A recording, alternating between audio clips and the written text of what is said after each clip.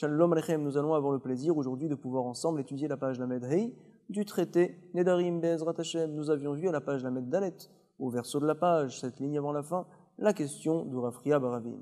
Une personne qui dit à son prochain, Reuven à Shimon, voici que mon pain t'est désormais interdit. Du fait qu'il ait dit mon pain et non pas le pain, peut-être veut-il dire mon pain, tant qu'il est en ma possession, t'est interdit. Si par la suite je viens te le donner, effectivement, tu pourras le manger. Sur ce, lui a dit Rava, non, le pain continuera à être interdit même s'il a été donné en matana. Ah, pourquoi a-t-il précisé mon pain pour lui dire, tu sais, mon pain en tant que valeur monétaire, t'es interdit. Si par contre tu viens un jour manger chez moi, tu pourras effectivement en profiter, c'est ce qu'on appelle tovatana, le manger parmi tous les autres aliments, ça te sera permis. Donc, comme ça tient Rava, encore une fois, une personne qui dit à son prochain, mon pain t'est interdit, même si par la suite il lui donne ce pain-là en cadeau, le pain continuera à être interdit. Itivé, nouvelle braïta, apparemment contre l'opinion de Rava, première ligne au recto de la page.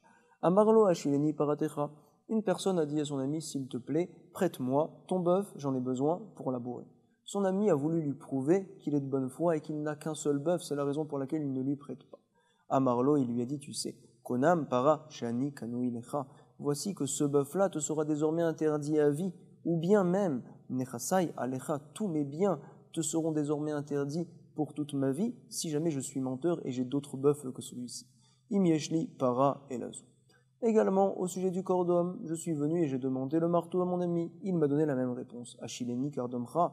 Il m'a dit, tu sais, Amarlo, konam kordom sheyeshli, shani kanui, nechasai alai im yeshli kordom elazé. Par la suite, nous avons vérifié, effectivement, il avait un autre bœuf, il avait un autre marteau. Le vœu est effectif, je n'ai pas le droit de profiter des biens de mon ami. C'est ce que va nous dire tout de suite la Braïta. Venim sacheyeshlo, bechayo asur. Tant que monsieur est vivant, bien sûr, alors l'autre n'aura pas le droit de profiter de son bœuf, il n'aura pas le droit également de profiter de son marteau. Si par contre il est mort, c'est bon. Met o shenatnalo bematana. Ce qui nous intéresse, c'est ce qu'on va voir tout de suite. Natnalo bematana, on comprend apparemment que s'il a donné par la suite le bœuf en cadeau à son ami, ou bien le corps d'homme, le marteau en cadeau à son ami parce qu'il a vu qu'il lui avait fait de la peine par exemple, alors son ami pourra effectivement en profiter. C'est ce que nous dit tout de suite la Braïta, Arizé Moutar, et donc nous avons une preuve contre l'opinion de Rava. À savoir, quand je dis cordomi, par exemple, mon marteau, ma para, mon bœuf, puisque je n'ai pas dit le bœuf, le marteau, ça montre que si jamais le bœuf t'est donné par la suite, tu pourras l'utiliser. Tout ce que je t'ai interdit, c'est le bœuf tant qu'il est en ma possession. Le cordom, le marteau, tant qu'il est en ma possession. Donc, l'Agmara va nous dire, tu sais, nous n'avons pas de preuve contre l'opinion de Rava. Amar Ravacha Berete Ravika, nous parlons ici que justement ce bœuf-là, ce marteau-là, a été donné entre-temps à une tierce personne qui elle-même l'a donné par la suite à la personne qui n'avait pas le droit d'en profiter. C'est la raison pour laquelle nous considérons que ce bœuf-là, ce marteau-là, n'est plus vraiment le bœuf, le marteau de la personne qui a parlé au départ, puisqu'il est passé entre-temps par une tierce personne, c'est la raison pour laquelle il peut en profiter. Nous allons relire ça en les mots Amaravacha Berede Ravika, chez Nitnalo Aliede Acher. Et sur ce, Rav Ashi va nous dire, tu sais, Daekanami Bektane. Nous voyons précisément cet enseignement-là dans notre Braïta, du fait qu'il est marqué là-bas, chez Nitnalo. Ça lui a été donné. Il n'est pas marqué chez Natnalo, qui lui a donné. Velo Ktane chez Natnalo. Donc, nous n'avons finalement aucune preuve contre l'opinion de Rava, et nous allons voir maintenant une nouvelle question de Rava, cette fois, à Rav Nachman. C'est une question très importante. À savoir, Baemine Rava mi Rav Nachman, Yeshmi la Bekonamot, Olo. On connaît bien sûr le principe de Ekdesh, quelqu'un qui sanctifie un objet ou une bête pour le Bet Amikdash, pour la trésorerie du Bet Amikdash. On considère que l'objet est saint. Bien sûr, une personne qui l'utilise, afin il sourd de Me'ila, il se devra d'expier sa faute en apportant un korban d'une offrande au Bet Amikdash, et également il se devra de rembourser l'objet qu'il a entre guillemets volé au Bet Amikdash, qu'il a abîmé, l'objet n'est désormais plus saint, et donc il devra le rembourser au Bet Amikdash, également rajouter Chomesh, un cinquième de la valeur de l'objet. Alors, nous allons voir maintenant si jamais une personne fait ce qu'on appelle konamot. Il interdit un objet, il le compare par exemple à une bête, à une offrande du Bet Amikdash. Voici que ma table est donc interdite à moi comme une offrande. Est-ce que par la suite, si jamais j'utilise ma table, alors j'ai fait un issour de Meïla ou pas? Voici la question que s'est demandé Rava à Rav Nachman. Nous allons expliquer cette question-là selon le Ran tout d'abord et selon Tosfot. Nous dit le Ran, bien sûr que ce n'est pas un vol qui est fait au Beth Amikdash. L'objet n'a jamais appartenu à la trésorerie du Beth Amikdash. En aucun cas, il ne devra payer quoi que ce soit au Beth Amikdash. La seule question est au sujet de l'offrande. Doit-il apporter une offrande au Beth Amikdash ou pas? Doit-il expier sa faute comme une Meïla ou pas? Selon Tosfot, la question est également au sujet de Keren Vechomesh. Doit-il rembourser l'objet au Beth Amikdash en rajoutant également un cinquième de la valeur? Voici la question de Rava, Mirav Nachman, Yesh Meila Bekonamot, Olo. Sur ce, nous allons voir que Rav Nachman va lui répondre. Dans notre Mishnah, nous avons une preuve. Nous parlons d'une personne qui en effet s'est interdit de profiter des biens de son prochain. Par la suite, il retrouve donc un objet qui appartient à son prochain, il veut lui ramener cet objet-là. C'est ce qu'on appelle la mitzvah de Hashavat Aveda. On lui dit, tu peux lui ramener l'objet. Par contre, l'argent qu'il risque de te donner, celui-là, tu n'as pas le droit de le recevoir parce que tu as un sourd par rapport à lui. Cet argent-là ira donc au Ekdesh, au Beth Amikdash. Non pas dans tes poches, mais au Beth Amikdash. Pourquoi dit-on une telle chose? En général, on dit tout simplement, l'argent est mis de côté. On précise que l'argent va aller au Beth Amikdash pour me faire comprendre quelque part que finalement, lorsque l'on profite de son ami, c'est comme si on utilisait un objet du Beth Amikdash réellement, et donc il y a un principe de Meïla. Voici la preuve de Rav Nachman à Rava. Encore une fois, Baimine Rava mi Rav Nachman, Yesh Meïla Bekonamotolo, il lui a répondu à Marle Tanitua, c'est enseigné dans notre Mishnah à la page Lamed Gimel, à savoir Makom Shenotnim Alea Sechar, il y a certains endroits où on a l'habitude de donner un salaire à la personne qui rapporte les pertes de ses prochains. En effet, cet argent-là ira au Ekdesh, au Beth Amikdash, Tipolana Ale Ekdesh. Et donc, on apprend les mêmes rats qui Ekdesh, que finalement le Issour de Konamot est comme un Issour de Ekdesh. De la même manière qu'au sujet de Ekdesh, il y a Meïla, Ma Ekdesh Yeshbo Meïla, effectivement au sujet de Konamot, il y a également Meïla. Af Konamot Yesh Baen Meïla. Va nous dire la Gemara, tu sais, finalement la question de Rava, c'est une marloquet Tanaïm, Ketanae, deux opinions. Konam Kikerzu, Ekdesh. Une personne tout d'abord qui dit bien sûr mon pain est Ekdesh, il est mamash au Beth Amikdash. Bien sûr, il n'a pas le droit, ni lui, ni toute autre personne d'en profiter. Ve'achla benu ben chavero, ma'al, il y a un issour de Meïla, que ce soit lui ou un autre qui l'ait mangé. Les fichar, c'est la raison pour laquelle, puisqu'il appartient au Beth Amikdash, on peut le racheter. Yesh lapidion, on se devra de donner l'argent à la trésorerie et on pourra par la suite l'utiliser. Par contre, si jamais la personne a dit kikarzu, alay ke-ekdesh, voici que ce pain-là est sur moi, par rapport à moi, comme du ekdesh. Bémet, il n'est pas réellement ekdesh, mais je me l'interdis comme une offrande, comme un korban, c'est un vœu qu'il a fait. Alors on lui dit, tu sais, puisque c'est uniquement un vœu, toi, si tu l'as mangé, tu as fait une meïla, une autre personne qui l'a mangé, il n'y a aucun problème. Ve'achlaou ma'al, chavero lo ma'al. C'est la raison pour laquelle, puisqu'il n'est pas réellement sain, les fichar, en lapidion, alors Béhémet, on ne peut pas le racheter, cet objet-là continuera à être interdit. Béhémet, le vœu est encore un vœu. Dit vrai Rabbi Meir. Nous voyons de Rabbi Meir qu'il y a oui une meïla dans les konamot, comme justement nous a prouvé Rav Nachman. Sur ce, nous allons voir l'opinion de Chachamim. Chachamim omrim, quoi qu'il arrive, il n'y a pas de meïla, ben kar ou ben kar, lo ma'al. Pourquoi les fichén, meïla bekonamot? Nous voyons clairement Chachamim qui nous disent qu'il n'y a pas de meïla dans les konamot. Vient nous dire le Ran, comme quoi la halakha est fixée comme l'opinion de Rabbi Meir contre Chachamim. Il y a effectivement une meïla dans les konamot, du fait que justement Rav Nachman a apporté une preuve dans notre Mishnah que l'on tient qu'il y a meïla dans les konamot. Puisque l'on se demande à savoir est-ce qu'il y a de meïla dans les konamot ou pas, on se doit de connaître 5 sfekot, 5 questions que se demande le Lechem Mishneh, un des commentateurs du Rambam, le Mishneh Torah. Ce sont des questions très importantes. Nous n'allons pas, pour l'instant, répondre à ces questions-là, mais il est bon de les connaître tout d'abord. À savoir, quand est-ce que l'on dira qu'il y a une meïla? Lorsque l'objet peut-être, demande le Lechem Mishneh, est interdit entièrement, on ne peut en aucun cas en profiter du tout. Par exemple, voici que ma table est interdite pour moi comme une offrande, je ne peux en aucun cas en profiter. Si par contre je viens à dire voici que mon pain, je n'ai pas le droit de le manger, à ce sujet-là il est comme une offrande. C'est vrai que je ne peux pas le manger, mais le revendre ou l'utiliser en tant que guérison par exemple, ça me serait oui permis. Donc finalement il n'est pas vraiment sain cet objet-là. Dans ce cas-là, peut-être demande le Lechem Mishneh, n'y aurait-il pas, selon tout le monde, de meïla? Autre question, nous demande le Lechem Mishneh, tu sais. Une personne qui utilise un objet qui est saint, un objet du Beth Amikdash, s'il l'a utilisé bémézide, il savait que c'était assour, mais il l'a quand même fait, alors on devra le punir, on lui donnera malkout. Peut-être va-t-on dire qu'une personne qui a mangé, par exemple, un bout de pain qui avait fait le néder, il sera puni 2 fois finalement s'il l'a fait en connaissance de cause. Tout d'abord, il a enfreint son néder et également, c'est comme s'il avait utilisé un objet du Beth Amikdash. Peut-être que non, c'est la question du Lechem Mishneh. Troisième question du Lechem Mishneh, tu sais. Il y a 2 manières de faire un éder. Lorsque je dis « voici que ma table m'est interdite », il y a une autre manière également, je dis « ma table m'est interdite » comme une offrande. Peut-être uniquement dans le deuxième cas où je compare réellement ma table à une offrande, dans ce cas-là dirait-on qu'il y a une meïla. Par contre, lorsque je dis de manière générale « voici que mon pain est interdit », puisque je ne l'ai pas comparé à une offrande, dans ce cas-là peut-être n'y aurait-il selon personne de meïla. Quatrième question que se pose le Lechem Mishneh. Quand est-ce que je peux sanctifier un objet? Bien sûr, quand il est en ma possession. Également, lorsque je dis que ma table est interdite comme une offrande, alors il y a entre mes mains la possibilité de créer un issour de Meïla, et Béhémet, on se devra d'apporter un korban au Beth Amikdash. Par contre, si je viens à m'interdire les biens de mon prochain, puisque je ne peux pas les sanctifier réellement au Beth Amikdash également, il n'y aura pas de Meïla sur ces biens-là. Comme ça nous rapporte le Lechem Mishneh, quatrième question.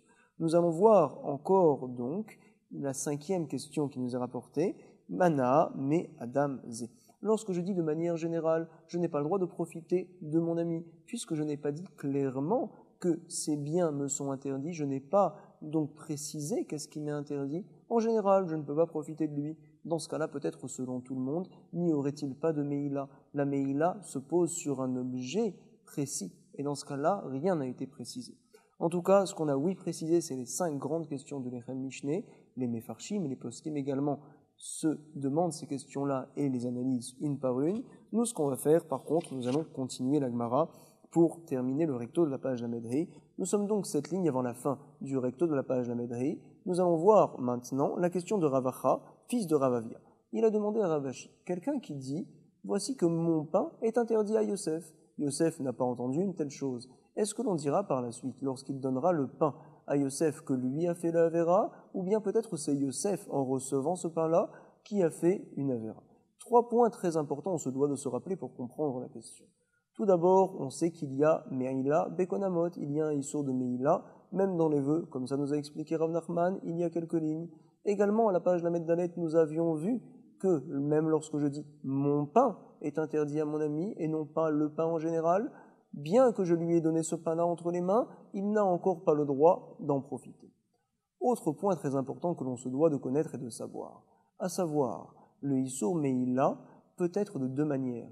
Lorsqu'un objet est au Beth Amikdash, il y a un Issour lorsqu'on l'utilise à ses fins propres, et également lorsqu'on le fait sortir du domaine du Beth Amikdash. On le retire du Réchout du Beth Amikdash pour le mettre donc chez soi, par exemple. C'est un issour en soi, c'est un issour de Meïla, même si l'objet on ne l'a pas utilisé. Parfait. Maintenant que j'ai dit « mon pain » est interdit à Réhouven. Réhouven n'a pas entendu une telle chose. Par la suite, Réhouven tend la main et je lui donne ce joli pain. Donc, qui a fait le issour? Peut-être vas-tu dire que moi j'ai fait le issour. Ce n'est pas possible. Moi, je n'ai aucune interdiction de profit, je peux en profiter de ce pain-là. Donc forcément, peut-être que c'est Réhouven qui a fait le issour. Non, ce n'est pas possible. Parce que Réhouven, finalement, n'a rien pris. Il a juste reçu, on va dire, entre ses mains, du pain. Et il n'était pas, du reste, au courant qu'il n'avait pas le droit d'en profiter. Viens nous préciser le Ran, tu sais. Lorsqu'un objet appartient au Beth Amikdash, même si on ne le sait pas, quand on l'utilise, quand on le prend et qu'on l'amène chez soi, on fait un issour de Meïla, c'est vrai, parce qu'on l'a pris. Par contre, ici, Réhouven a juste reçu l'objet qu'on lui a mis entre les mains. Peut-être que dans ce cas-là, il n'y aura pas de issour de Meïla. Nous allons relire ça. Amarle Ravacha, Baare de Ravavia, les Ravashi. Kikari Alecha, mon pain t'est interdit. Venatna lo bematana. Par la suite, il lui a donné entre les mains. Mimaal, qui a fait le issour de Meïla. Nimol noten, peut-être celui qui a donné l'objet. Ce n'est pas possible. Ha, lo asura, il ne lui est en aucun cas interdit de profiter de ce pain-là. Peut-être celui qui a reçu. Nimol mekabel. Non, Yachol de Amar, et Terabaiti. Isura lobaiti. La personne peut répondre, Réhouven peut dire « Ah, mais moi, tout ce que j'ai reçu, c'est parce que je pensais que la chose était permise. Si je savais que la chose était interdite, je n'aurais jamais voulu recevoir un tel cadeau. Alors donc, personne n'a fait la Meïla réellement. » Tiens la Gemara. Amarle. Sur ce, voici la réponse de Ravashi. Tu as raison, personne n'a fait la Meïla. Dans quel cas uniquement il y aura une Meïla quand Réhouven viendra à utiliser ce pain-là, à le manger. Bien qu'il n'était pas au courant, il a fait un Issour Beshogeg. Amarle, Mekabel, Maal, quand ça, les Kesheyotsi. Quand il utilisera ce pain-là, à ses fins propres. Chez Kol A Motzi Maot Egdesh Lachulin, toute personne qui fait sortir de l'argent qui est saint, Lachulin, donc pour des utilisations autres, Kesavour Shel Chulinu, parce qu'il pensait que cet argent-là n'avait aucune sainteté. Alors on lui dit, monsieur, tu as fait une Meïla, Avze Malal, donc c'est la raison pour laquelle ici aussi, monsieur qui a pris ce pain-là, utilisé ce pain-là, quand il l'a mangé, uniquement quand il l'a mangé ou utilisé, il a fait Beshogeg, sans faire exprès, un Issour de Meïla. Nous sommes au verso de la page Lamed Hei, nous allons commencer une nouvelle Mishnah. On sait qu'une personne qui a un champ, un terrain en Eretz Israël, se doit de prélever sur ses récoltes, tout d'abord la Trouma Gdola, il la donnera au Kohen, c'est environ 1/50 de la récolte. Chaque année, il prélève également ce qu'on appelle le Maaser Rishon, c'est-à-dire environ 1/10 des récoltes qui ira au Lévi. Lui-même, le Lévi, prélèvera ce qu'on appelle la Troumat Maaser, de ce Maaser Rishon-là, et la donnera au Kohen. Il y a également les années Aleph, Bet, Dalet, Vehei, à savoir 2e, 3e, 4e et 5e année de la Shemitah, ce qu'on appelle le Maaser Ani. On donne environ 1/10 des récoltes aux pauvres. Il y a bien sûr la 3e et la 6e année, le Maaser Sheni. Nous-mêmes, on montera à Jérusalem pour manger ces fruits-là. Si jamais c'est trop dur de les monter à Jérusalem, ils sont trop lourds, alors on transférera leur Gdusha, leur sainteté, sur de l'argent. Cet argent-là, on montera à Jérusalem pour aller là-bas manger, acheter des fruits et donc se régaler. En tout cas, nous allons nous régaler en étudiant le verso de la page Lamed Hei. Si jamais Réhouven s'est interdit de profiter de Shimon, Shimon a-t-il le droit de pouvoir lui prélever les Troumot ou les Maasrot? Nous dit la Mishnah, c'est oui permis. Vetorem et Terumato ou Maasrotav. Attention, les Daato, selon sa connaissance. La connaissance de qui? De Réhouven ou de Shimon? On en parlera, Bezrat Hashem, par la suite. Il y a deux korbanot, deux styles d'offrande que l'on apporte au Beth Amikdash. Tout d'abord, bien sûr, une personne qui a fait une avera se doit d'apporter des fois un korban khatat, un korban hacham talou, hacham vadaï, etc.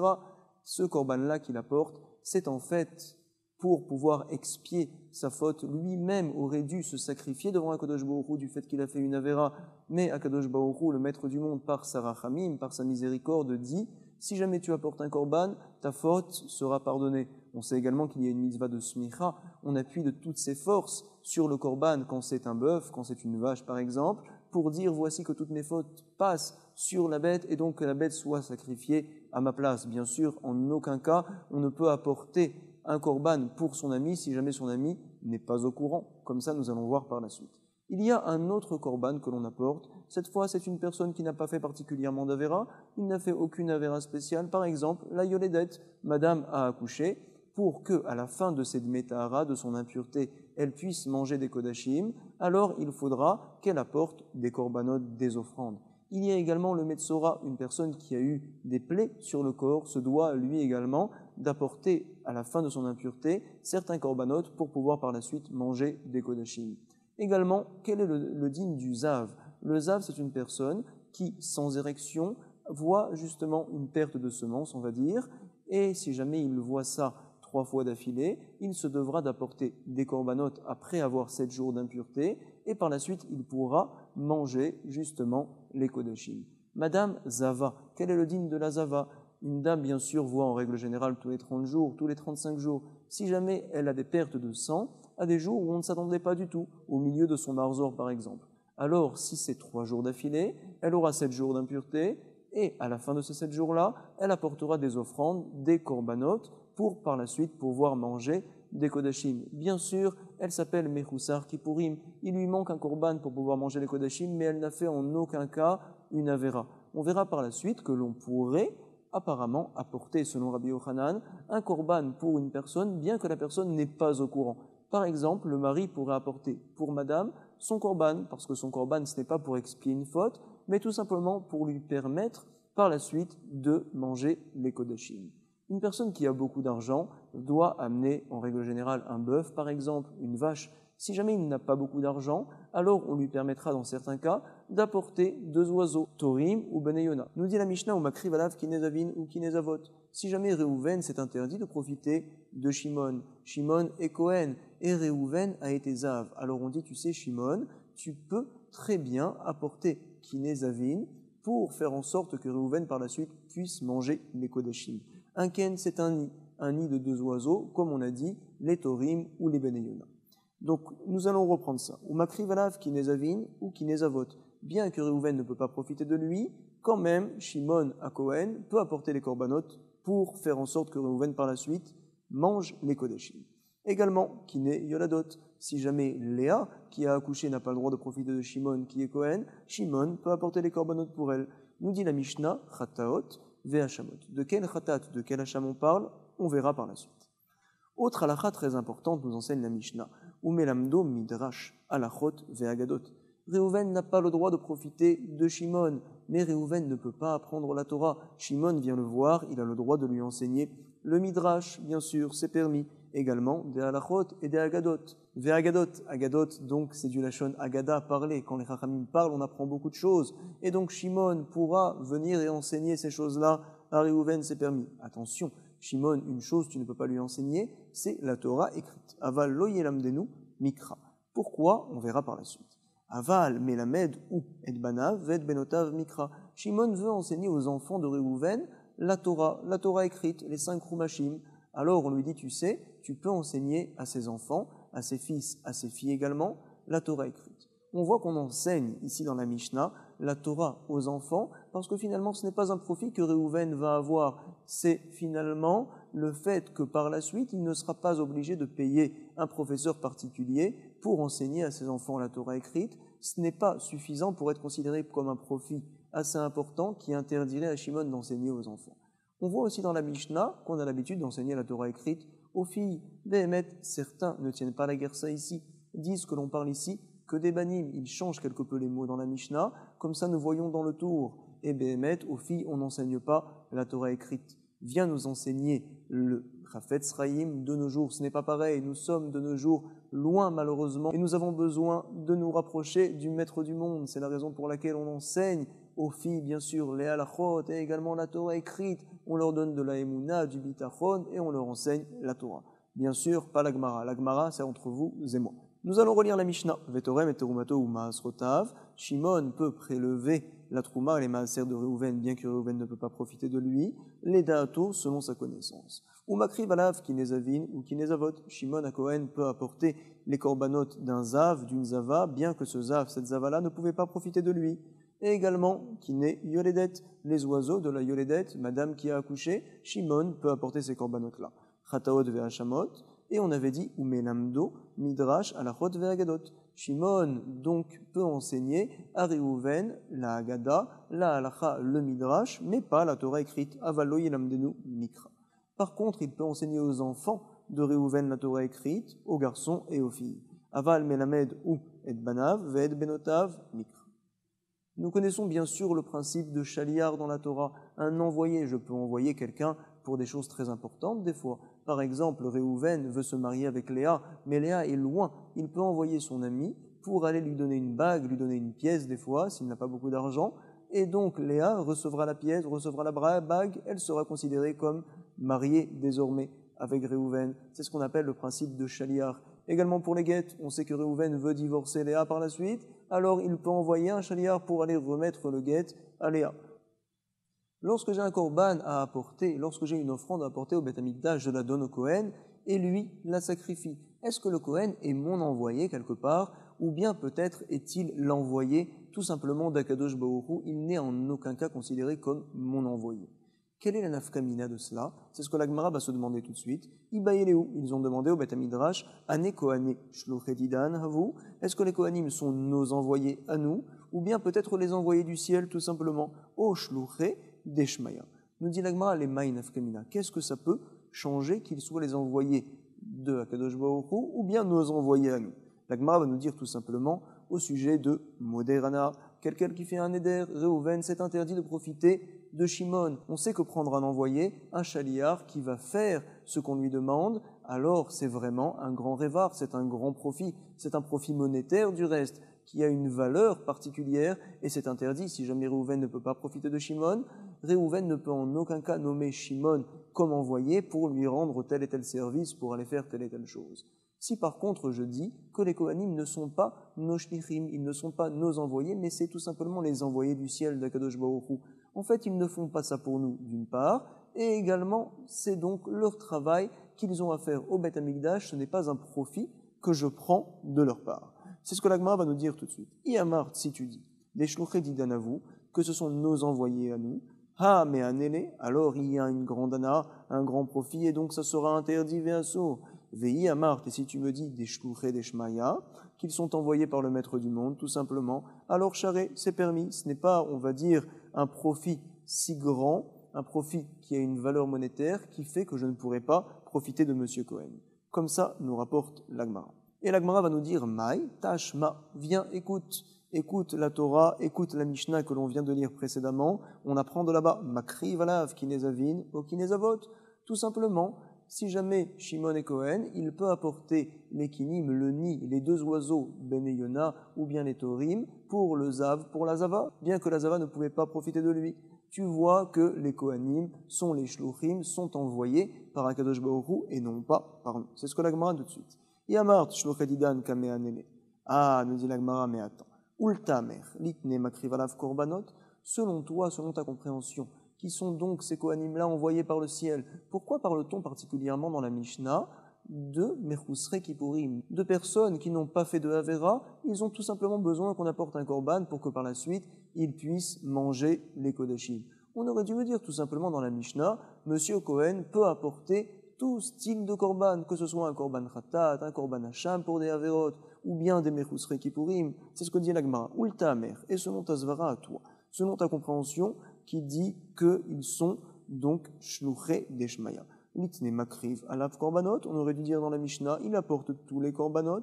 Forcément, nous sommes obligés de dire Ela mechusre kapara shaine. Shaine, ça veut dire c'est différent. Mechusre, c'est du lachon chaser, il manque. Kapara, une expiation, à savoir une personne qui manque un korban, une offrande, pour par la suite manger les kodashim. Lui n'a pas fait de havera particulière. Pour lui, uniquement pour lui, les Kohanim ont la possibilité d'amener les korbanot au Beth Amikdash, bien qu'on n'a pas le droit de profiter de ce Kohen-là de Shimon. Pourquoi? Puisque finalement ça ne vient pas expier sa faute, il n'a pas besoin de nous envoyer directement. Monsieur Cohen peut apporter, même sans sa connaissance, des korbanot, et donc cette personne-là par la suite pourra manger les kodashim. C'est ce que l'on va dire tout de suite dans la Gemara. Et là, Mechusar Kapara Shaine. D'Amar Rabbi Yochanan, il nous a enseigné au milieu du verset de la page Lamed Hei, Akol Tsechim Da'at, Chutz Mi Mechusre Kapara. Toute personne qui apporte une offrande au Beth Amikdash a besoin d'un Da'at, donc Behemet il doit le faire avec connaissance de cause. Si on le fait pour lui, ça ne marche pas. Chutz, si ce n'est, Mechusre Kapara. Sauf ceux, bien sûr, qui n'ont pas fait de Havera. Tout simplement, ils ont besoin de pouvoir apporter un korban pour par la suite manger des kodashim. Pour cela, on peut apporter les korbanot même s'ils ne sont pas au courant. C'est ce que nous dit Rabbi Yochanan. Nous allons le relire. Dama Rabbi Yochanan akol, toutes les personnes, srichim, ils ont besoin d'at, donc, chutz mimechusrei kapara. On a besoin qu'ils le fassent en connaissance de cause pour apporter leur korban ou sinon c'est pas bon. Sauf les mechusrei kapara, eux n'ont pas fait de havera. C'est la raison pour laquelle on peut le faire pour eux. She'are Adam mevi korban, albanav ve'albenotav aktanim. D'où c'est que j'apprends une telle chose, nous dit Rabbi Yochanan? Parce qu'une personne peut apporter un korban pour son fils, pour sa fille, qui était donc son fils Zav ou bien sa fille Zava. Par la suite, il veut qu'il puisse manger des kodashim, alors il apporte un korban pour eux, mais attends. Le petit, la petite n'a bien sûr pas de da'at, on ne considère pas qu'elles ont un da'at, quand même on peut apporter un korban, on apprend ça tout de suite du pasuk Vezot Torat Azav. Le mot Torat est un mot en plus pour nous dire, tu sais, que le Zav soit grand ou bien qu'il soit petit, on peut apporter un korban pour lui. Le mot Torat, ça veut dire en fait le principe, on va dire, du korban. Voici les lois du korban. Le mot Torat est en plus, ça nous apprend une telle chose. En tout cas, nous allons tout d'abord relire ça dans les mots. Nous dit Rabbi Yochanan akol tsechim da'at chutz mechusrei kapara she'ar adam mevi korban al banav al benotav aktanim. Un homme apporte une offrande pour ses enfants, ses petites filles également. Sheneemar zot torat azav ben gadol ben katan. Parfait. Donc finalement, la Gemara tend à dire pour l'instant que l'on n'a pas de preuve de la Mishnah. Peut-être, Behemet, effectivement, que les Kohanim sont nos envoyés à nous. Ah, quelle est la raison pour laquelle le Kohen peut apporter un korban bien que je n'ai pas le droit de profiter de lui? Finalement, c'est un profit que j'ai, c'est mon envoyé. Non, nous parlons ici de cas particuliers où la personne, le Kohen, n'est pas envoyé par moi, il le fait de lui-même, et finalement ce n'est pas un profit très grand, ce n'est pas, on va dire, quelque chose de monétaire, une valeur importante, c'est-à-dire que si jamais le Kohen vient par la suite et me dit « paye-moi pour ce que je t'ai fait », alors je ne lui devrai rien, parce que je ne l'ai pas envoyé directement. Donc finalement, nous allons dire que c'est la raison pour laquelle, uniquement dans ce cas-là, on peut, Monsieur Cohen, apporter le korban pour celui qui ne peut pas profiter de lui. Par contre, pour des korbanotes qui viennent expier certaines fautes, puisqu'il faut une Torah de shlichut, il faut que la personne soit au courant, il faut qu'il envoie donc le Cohen pour faire telle et telle chose. Si monsieur n'était pas Cohen et qu'il n'avait pas le droit de prendre de l'argent pour apporter les korbanotes à leur béhémet, il aurait dû prendre de l'argent, recevoir de l'argent et réclamer de l'argent de la personne qui a envoyé le korban, parce que tout simplement c'est son envoyé. Donc finalement la Gemara n'a pas été pochette, notre safek. On se demande encore, est-ce que les Kohanim sont nos envoyés, ou peut-être les envoyés du ciel, les envoyés d'Akadosh Baruch Hu. En tout cas, nous allons revenir aux paroles de Rabbi Yochanan. Rabbi Yochanan a dit, tu sais, du fait qu'il est marqué Vezot Torat, Azav ve Azava, le mot Torah est en plus pour nous dire qu'il soit grand ou qu'il soit petit, papa, tu peux apporter un korban pour eux.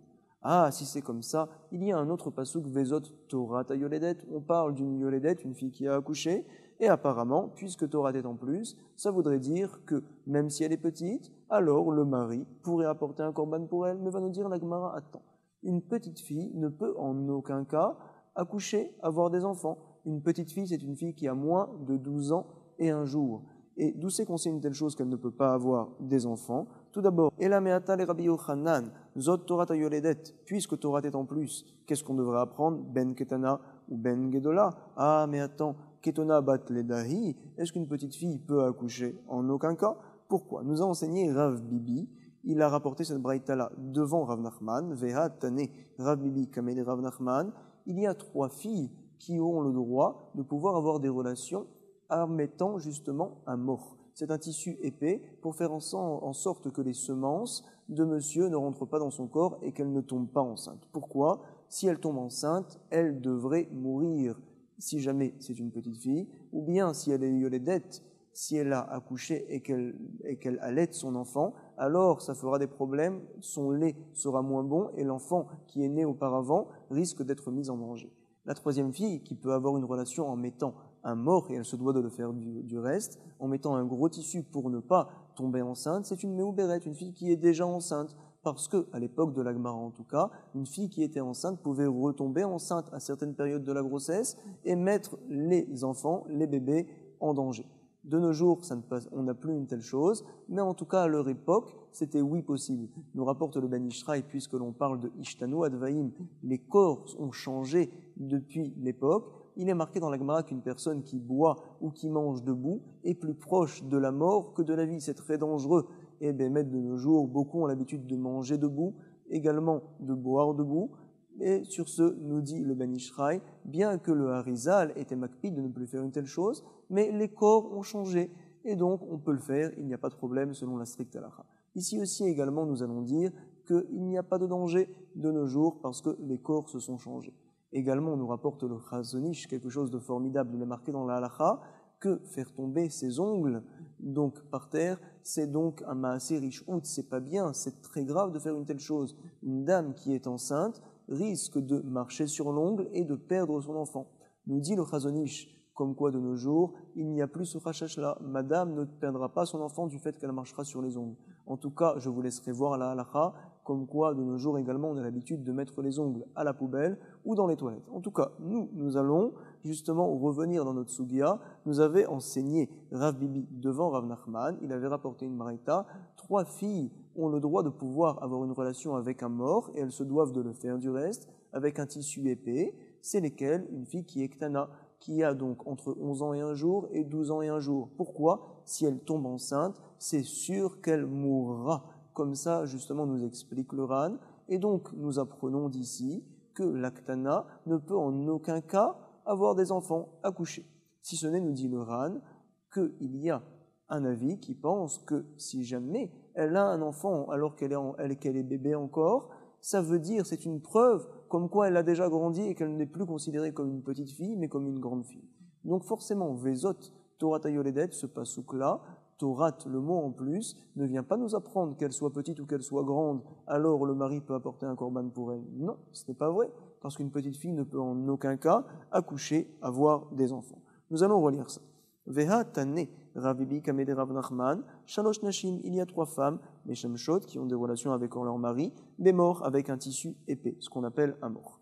Ktana, une petite fille, Meuberet, une fille enceinte, Ve Menika, une fille qui allait. Tout d'abord, Ktana, Shema Titraber Vetamut, une petite fille de peur qu'elle tombe enceinte et qu'elle vienne à mourir. Ah, donc nous apprenons qu'elle ne peut pas être enceinte. Nous devons savoir, on le lit justement dans les Teilim et également à Rosh Chodesh, on le lit Shomer, Petaim, Hachem et Chachamim ne sont pas d'accord avec Rabbi Meir. Ils disent que ces 3 filles-là peuvent avoir des relations avec leur mari même sans mettre un mort, même sans mettre ce tissu-là, parce que Akadosh Baruch Hu protège les choses qu'on a l'habitude de faire de manière, on va dire, tout à fait normale. Madame a sa relation, elle ne prend pas apparemment de danger particulier. Akadosh Baruch Hu protège de ces choses-là. Shomer, Petaim, Hashem. Rabbi Meir n'est pas d'accord. En tout cas, l'Agmara nous rapporte que Vezot Torah Yoledet, on se doit de l'expliquer différemment. Et donc nous sommes 6 lignes avant la fin et nous rapporte l'Agmara Haïzot Torah Yoledet, Ben Pikachat, Ben Shota. Le pasuk Torah, quand on parle de madame qui a accouché, vient nous apprendre autre chose, qu'elle soit Pikachat, qu'elle ait donc conscience, ou bien qu'elle soit Shota, qu'elle n'ait pas de conscience, qu'elle soit folle entre guillemets, alors le mari peut apporter un korban pour elle. C'est un chidouche, j'aurais dit que puisque madame est folle, malheureusement, alors il n'y a aucun korban à apporter pour elle. Non, le mari a, oui, la mitzvah, l'obligation d'apporter un korban pour elle, et ça marchera. Comme ça, la Gemara nous rapporte. Sheken, Adam, Mevi, Korban, Alishto, Shota, Kedivre, Rabbi Yehuda. Et donc, vient nous enseigner la Gemara ici, comme ça tient Rabbi Yochanan, que puisque si jamais madame n'a pas connaissance, est folle, alors le mari peut apporter un korban pour elle. Également, même si madame est tout à fait normale, le mari pourra le faire. C'est un principe que tient Rabbi Yochanan, Danin Efshar, Mishi Efshar. Lorsque l'on voit que la Torah a permis dans un cas où il n'y a pas d'autre solution, par exemple lorsque il y a un zav, une zava qui sont petits, qui sont mineurs, alors j'apprends d'ici comme quoi, même s'il y a d'autres solutions, on peut quand même apporter le korban. Par exemple, le père veut apporter le korban pour son fils, qui est grand, bien qu'il aurait pu le faire, mais puisque la Torah a permis dans des cas où il n'y a pas d'autre solution, ça veut forcément dire que la Torah dit que cette chose-là marche, même quand on a une autre solution, alors on aura la possibilité de le faire. C'est ce que tient justement Rabbi Yochanan, c'est ce qu'il nous a fait savoir plus haut, parce qu'il nous avait dit comme quoi, pour tous les mechusri kapara, alors le Kohen peut apporter les korbanot sans que la personne sache qu'on apporte un korban, une offrande pour lui.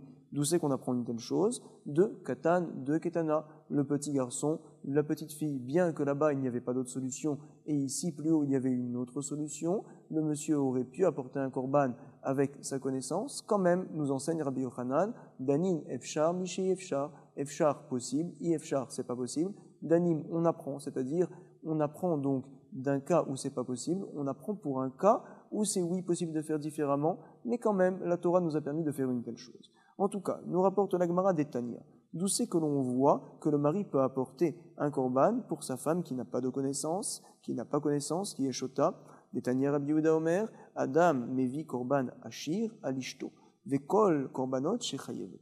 Un mari donc se doit d'apporter des corbanotes pour sa femme. Lorsque la personne s'est mariée, elle était très heureuse, très contente, elle a signé sur l'Aktuba, mais elle doit savoir ce qu'elle a signé. Elle signe comme quoi il s'oblige d'apporter toutes les offrandes de madame, même si auparavant elle avait fait des avérotes, des isurim avant d'être mariée, et donc elle avait à l'époque déjà des chovot, des obligations d'apporter tel et tel korban. Monsieur dit à madame, comme ça il est écrit sur l'Aktuba, je m'engage de régler toutes tes chovot, toutes tes dettes, même passées. Rabbi Yehuda vient rajouter encore un autre point très important. On sait qu'une personne qui est pauvre, lorsqu'elle a fait des avérotes, des fois on lui permet d'apporter des korbanes qui ont moins de valeur, par exemple des oiseaux ou bien de la farine. Si par contre elle est riche, elle se doit d'apporter une grosse bête en korban qui a plus de valeur. Alors monsieur est riche et madame est pauvre, parce que tous les biens qui appartiennent à madame, finalement, appartiennent au mari. Madame est toujours pauvre. En fait, c'est vrai, on doit savoir que tous les biens de madame appartiennent au mari. C'est important de le savoir. Dans la Torah, comme ça on le voit. En tout cas, si jamais madame est pauvre et monsieur est riche, bien sûr, alors monsieur apportera un korban achir, un korban de riche, parce que finalement c'est lui qui est obligé d'apporter ce korban-là pour madame. Donc de la même manière, va nous enseigner la Gemara, si jamais madame est folle, alors monsieur pourra apporter pour elle un korban, Behemet, c'est ce que l'on voit tout de suite dans la Gemara. Je vous le relis. Détania Rabbi Yehuda Omer, Adam mevi korban asher alishto, un homme mévit un korban entre guillemets riche pour sa femme, vekol korbanot shechayevot shekar kotevet la. Et il apporte également tous les korbanot, toutes les offrandes qu'elle était obligée d'apporter, parce que voici ce qu'il lui écrit sur l'aktuba, ve'achariyut deit laich alai. Et donc toute la garantie que tu dois avoir par rapport à moi, que tu vas prendre donc sur ma personne, mim kadam dana, même sur les choses que tu as fait auparavant. Par exemple, tu avais fait telle et telle avérote, tu étais chayavet de korban, ne t'inquiète pas madame, je vais les importer donc pour toi. Également, ne vous inquiétez pas, on étudiera Bezrat Hashem demain la page Lamed Vav du traité Nedarim. En tout cas, nous avons vu au verso de la page Lamed He comme quoi Réhouven ne peut pas profiter de Shimon. Shimon peut quand même prélever pour lui les Trumot ou les Maasrot. Si jamais Shimon est Kohen, il peut également apporter les Korbanot de Zav et de Zava. Dans la Mishnah, on ne parle précisément que dans un cas de Mechusre Kippurim, c'est-à-dire une personne peut apporter un Korban pour son prochain, même si son prochain ne sait pas qu'on lui fait un tel service. Dans quel cas? Dans un cas où la personne n'a pas fait une Avera, tout simplement, il a besoin du korban pour pouvoir manger les kodashim. Il est mechusre kapara. Mechusre, c'est du lachon, donc chaser, il manque. Kapara, une expiation, entre guillemets, un korban, pour qu'il puisse être pur complètement et manger les kodashim. Pourquoi la Mishnah ne parle que de mechusre kapara? Il y a deux manières de comprendre, nous enseigne le Ran. Peut-être la Mishnah veut nous enseigner que uniquement au sujet des mechusre kapara, puisque ce n'est pas une vraie shlichut. Alors dans ce cas-là, Behemet, Shimon, le Kohen, pourra apporter le korban pour Réhouven, mais dans d'autres korbanotes, quelqu'un qui a fait une Avera, alors Shimon ne pourra pas apporter les korban de Réhouven pour expier sa Avera. Deuxième manière de comprendre, nous enseigne le Ran, non, Behemet, dans tous les cas, Shimon pourra apporter les korban de Réhouven parce que c'est l'envoyé du ciel d'Akadosh Baruch Hu. On n'a toujours pas résolu, on sait toujours pas si c'est l'envoyé de Shmaya d'Akadosh Baruch Hu ou bien notre envoyé à nous. Ah, pourquoi dans la Mishnah parle-t-on de Mechusre Kapara particulièrement? Nous dit le Ran, pour nous enseigner que même dans un cas où grâce à ce korban-là, la personne pourra par la suite profiter et manger les kodashim, c'est un grand profit, quand même, c'est tout à fait permis que Shimon le Kohen apporte les korbanot pour Réhouven, bien que Réhouven n'a pas le droit de profiter de lui. Nous avons également vu dans la Mishnah un principe de Rabbi Yochanan, à savoir Danin Efshar, Mishi Efshar, puisque la Torah permet, dans certains cas où il n'y a pas d'autre solution, par exemple d'apporter un korban pour un petit bébé qui est Zav, qui est Zava, une petite fille qui est Zava, alors je déduis que le principe est possible, que la chose est réalisable, même dans un cas où on a d'autres solutions. Monsieur veut apporter pour son ami, qui est Zav, un korban, pour que par la suite il puisse manger les kodashim. Nous avions vu également que si jamais Réhouven ne peut pas profiter de Shimon, quand même Shimon pourra lui enseigner les halachot, les agadot ou le midrash, mais attention, pas la Torah écrite. Comme ça nous avait dit la Mishnah, quelle est la différence? On en parlera par la suite.